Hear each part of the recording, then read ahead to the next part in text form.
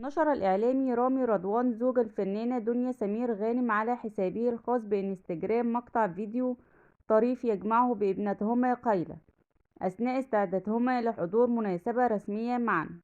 وأشعل رامي وابنته مواقع التواصل الاجتماعي، حيث ظهر في بداية الفيديو وهما يرتديان ملابس النوم، وبعدها تظهر هي بفستان أنيق وهو ببدلة. وعلق عليه كاتبا: طلبته مني ولا أستطيع أن أقول لها لا.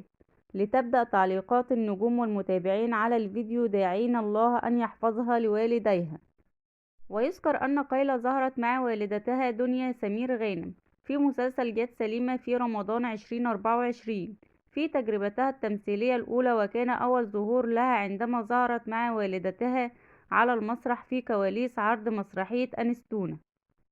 ومن ناحية أخرى تنشغل دنيا سمير غانم حاليا في تصوير مسلسل عايشة الدور الذي تخوض به دراما رمضان المقبل، وهو من تأليف أحمد الجندي وكريم يوسف وإخراج أحمد الجندي، ويتكون من 15 حلقة، ويتناول قصة اجتماعية مشوقة تتضمن العديد من الأحداث الدرامية التي تعكس واقع المجتمع.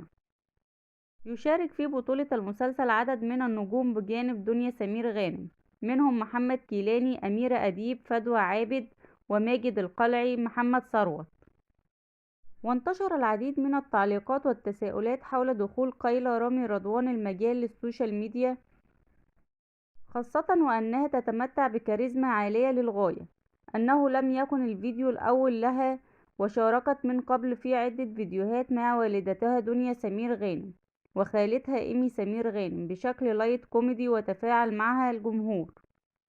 وفي تصريحات صحفية أوضح الإعلامي رامي رضوان حقيقة دخول ابنته مجال السوشيال ميديا والتركيز عليه. أوضح أنه يركز على دراستها ومستقبلها بشكل أكبر، ولا يمانع ظهورها مع والدتها الفنانة دنيا سمير غانم في بعض الأعمال الفنية، والتي يكون مطمئنا عليها لأنها ما زالت طفلة.